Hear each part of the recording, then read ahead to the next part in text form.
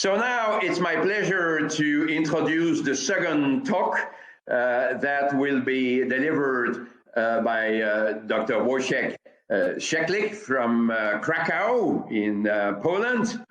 And this topic will be the ICU care principles, multidisciplinary care teams, roles and tasks.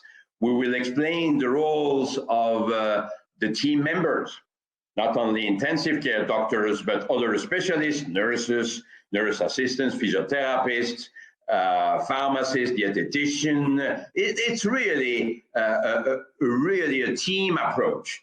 And we will speak about closed and open ICU concepts and make recommendations for a crisis, how to address bottlenecks and redistribute tasks when there is a critical shortage of ICU nurses and ICU doctors.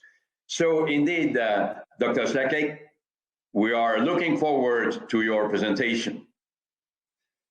Good morning, ladies and gentlemen. It's a great pleasure to be here and discuss the aspects of ICU, multidisciplinary care team and their roles. So in the next 20 minutes, I will try to explain the structure of ICU and role of team members. I will shortly discuss the closed and open ICU concept. And finally, I will give some suggestions, some recommendation how to prepare an ICU for a crisis based on the recent experience with COVID-19 patients. So as for a start, I would like to show the structure of a hospital and what actually is ICU. So in whatever hospital around the world, there will be different kind of wards, units, depending on the needed level of care. You'll have outpatients department, general surgical wards, so-called level 1, often with places where you can monitor the patients more closely, so-called level 2 or high dependency units, often where you can have when you can support single organ failure. However, the last resort in each hospital, this will be intensive care unit, or shortly called ICU, sometimes referred to intensive therapy unit, or in US as critical care. So this is level 3 care. And inside this intensive care unit, you may have several subdivisions like surgical, neuro, GI, cardiothoracic, burns, or coronary units. However, you should always remember that this is one unit, intensive care unit. And if you have a patient who is a neuro-intensive care, he may develop sepsis, respiratory failure, cardiac failure, and actually the same the other way around. So a patient being in general medical intensive care, he may develop sepsis and coma. So this all interacts, and one thing that you should remember on intensive care, that it should be the holistic approach to the patient care. So what is the role of ICU? ICU is a highly specialized environment dedicated to treatment of patients with severe and life-threatening illness. By the means of supporting failing organs and prevent to the further dysfunction. And who gets to be treated in intensive care? So this will be mostly patients with multi-organ failure due to several reasons. So it can be pneumonia, trauma, sepsis, RDS, MI, coma. It actually doesn't matter. If you develop multi-organ failure, you should be treated in intensive care. There is one more function of intensive care which was introduced in the last 15-20 years. It is reaching outside the intensive care. So the team from ICU will probably reach out of the ICU walls and treat the deteriorating patients in order not to allow them to develop multi-organ failure and to prevent ICU admission, if only not obligatory. So intensive care, it's a word which you, at the beginning, you may be struck by the numbers of monitors, ventilators, pumps, tubes, and wires. So on the left side of the screen, you have the graph that we have on the doors of our intensive care, and this is for the families and for the patients to see like what they can expect. So it's really a great mess of devices and technology, and you should know that it is all good, but leaving the patient in a bed surrounded by machine is not a solution. So all these devices do not treat the patient. It is actually the teamwork and the team that works on ITU that treats the patient. So on this picture, you have a patient in the center of a picture, and this is done on purpose. So the team is there to help the patient and work with his family and relatives in terms to treat the patient. So on the intensive care, you will have several healthcare teams. So just to mention some of them. So doctors working on intensive care are also referred to as intensivists. There are specialists who have completed advanced training in intensive care medicine, and depending on the country, it may be a subspecialty after, let's say, internal medicine, surgery, emergency medicine, or anesthesia, or it can be a standalone specialty. So you started after finishing your studies. So it very much depends on the country, and intensivists are responsible for coordination of the patient care, collaboration with other specialties, and very often are leaders of intensive care. You will have several other groups. I will just mention a few. So nurses who have a special education in training for critical ill and injured patients. Usually they look after just one or two patients, which is a great difference from other wards. They cooperate with all of the healthcare professionals on ICU to ensure all the patients' needs are met in terms of treatment, care, and comfort. So we also have physiotherapists, pharmacists who will work with us closely, often grabbing us on our hands when we want to prescribe antibiotics for, let's say, 3 weeks. But of course, like this is like a real help, like an advice how to treat the patients. We will have dietitians, we have chaplain, and many others. So depending on the country and a hospital you work in, you may encounter in the ICU residents, students, consultants of other specialties, nursing assistants, respiratory therapists, occupational therapists, social workers, and maybe even interpreters. So on the next few slides, I would like to show to you the differences between ICU and other wards.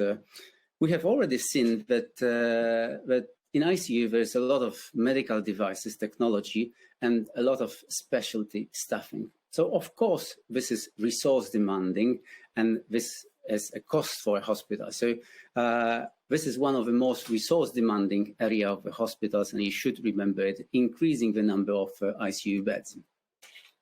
It is definitely one of the most stressful area of the hospitals. So you will have interprofessional collaboration with several specialties. This is like just a small thing, but sometimes it creates some tension, some difficult decision, difficult interactions or discussions. But the most important thing when it comes to the stress, it's of course you deal with patients with high morbidity and mortality. So at the beginning of COVID-19 pandemics, the mortality was as high in some ICUs as 50 to 70%. So 5 to 7 out of 10 patients that would enter the ICU could die. So of course, this is very difficult and stressful for the whole personnel. And I would say, which is even maybe more difficult, and for people coming from outside ICU, it's something very often new. These are the end-of-life discussions. So this is something that ICU doctor would have to, ICU team would have to deal everyday basis. So it's not only about life and death, but this is about the well-being of a patient. So we'll encounter several moments in our treatment process that we can see that that is not going in the right direction. We're not improving the status of a patient. We're not getting closer to the recovery. And these are the moments we think of end-of-life discussions, and this is very stressful. This is definitely one of the most complex areas of the hospitals. We deal with a multidisciplinary team, multi-organ failure, and to deal with all of this, we very often need several rules to respect, protocols, bundles, or checklists. As you probably know, it's like nobody likes too much rules, so you probably should choose your own and follow them. Just an example here of some kind of protocols or rules. So probably most of you would be familiar with surviving sepsis bundles, so a group of recommendations what to do when the patient becomes septic in the first hour, how to intervene with fluids or antibiotics, or how to do the microbiological tests. I would like to show you just one checklist, which I use very often in my practice, which is called FAST HUGS. It was introduced by Professor Jean-Louis Vincent, who is the chairman of this session. And this is a checklist that you should actually check everyday basis. So FAST stands for feeding, analgesia, sedation, and thromboembolic prophylaxis. And HUGS, it's you check if the head is well elevated, if you have also prophylaxis, glycemic control, and you perform a spontaneous breathing trial in order not to keep your patients too long on the ventilator. So very useful, nicely coined mnemonic, which may be useful in your practice on ICU. So shortly about the two concepts of ICU. In most places around the world, the closed ICU concept is the more common. Definitely in Europe, Australia, the open ICU concept is mainly US. So closed ICU, it means that the intensivist is in charge of the ICU and coordinates the team, and it's responsible, and he or she is responsible for the admission process and treatment. In the open ICU concept, you will have a continuity of care. So let's say the patient is admitted for surgery.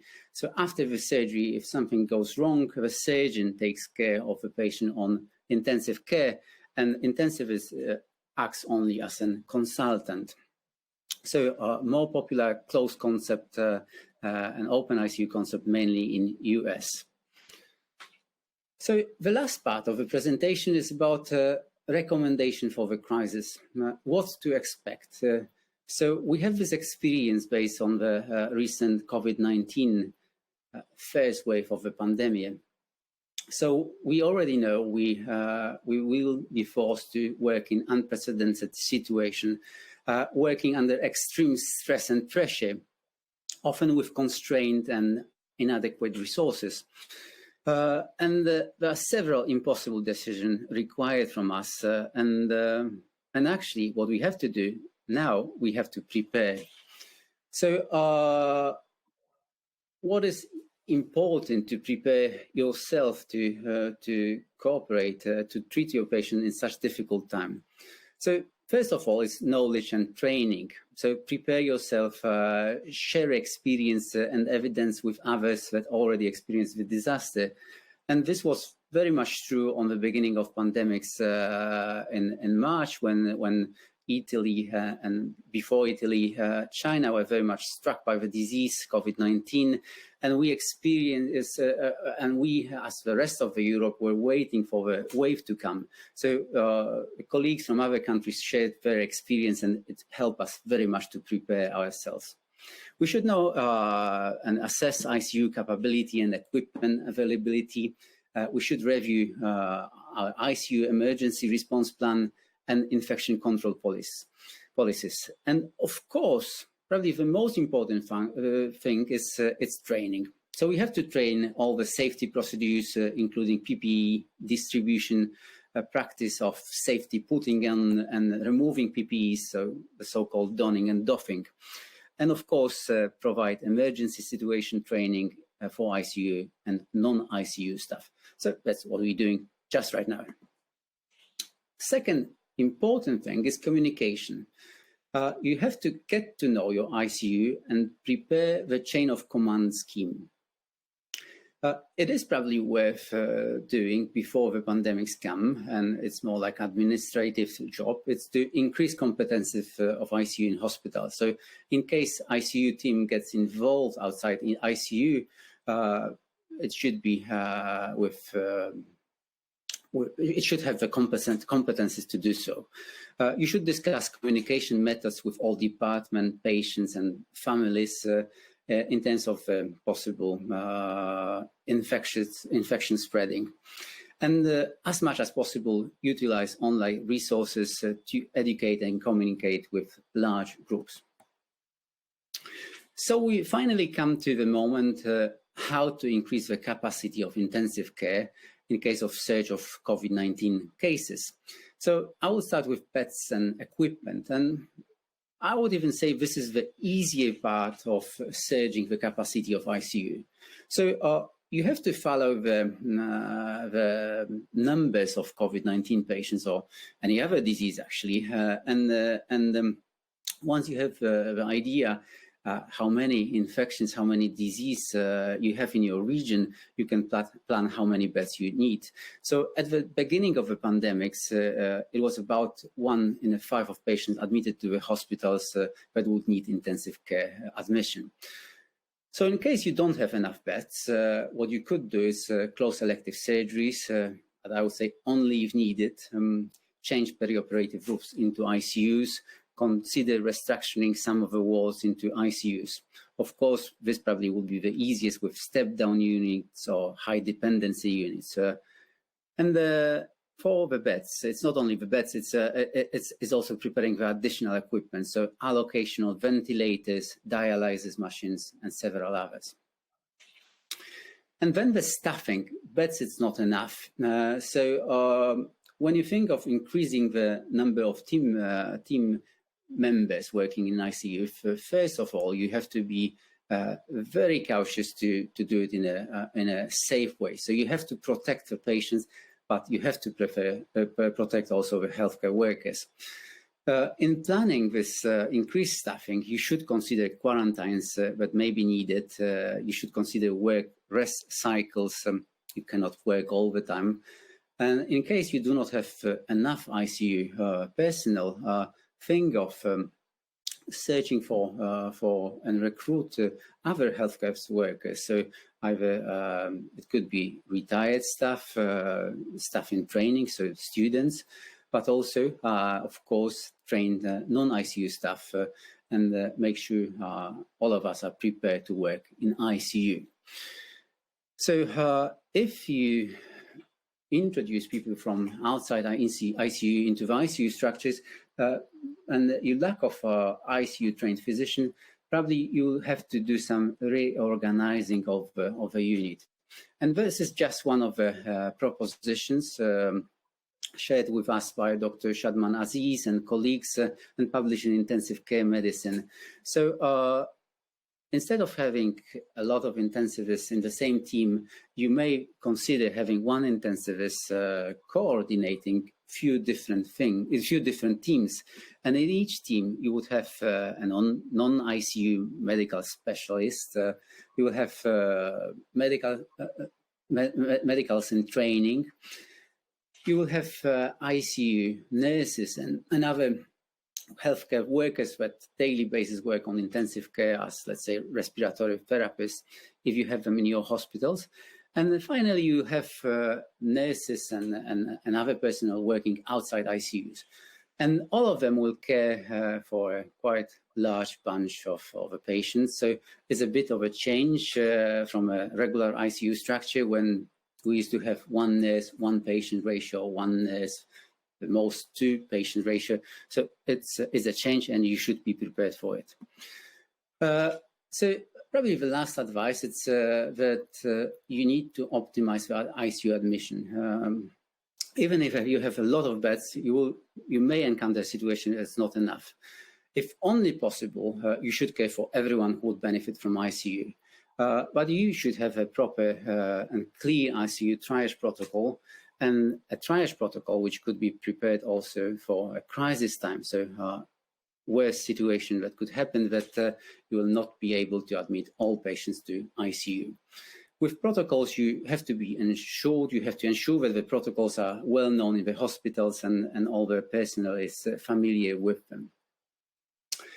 So this were the advice, but of course it's difficult to prepare for the worst. So there will be several problems that you will encounter in time of a crisis. So I would just point on one thing, which is more striking for myself. It's and it concerns the patients and families. So ICU itself is really quite a hostile environment for a patient. A lot of devices, a lot of machines, a lot of noise. But this gets even worse in times of crisis. So what we encountered at the beginning of COVID-19 epidemics, there was lack of privacy for the patients, a lot of more fear, noise than usual. A patient got no physical contact or were not able to see our faces, the faces of caregivers. There were also less family support and restricted or even no visiting. So we should be aware of it as I mentioned before, it's not just about life and death, it's also about the well-being of our patients.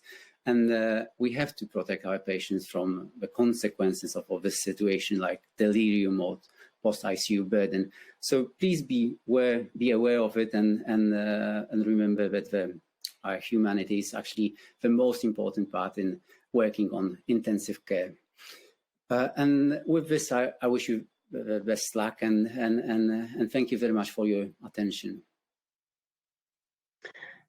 Thank you very much indeed, Dr. Sheklik. That was really excellent, and you made a number of very, very good points.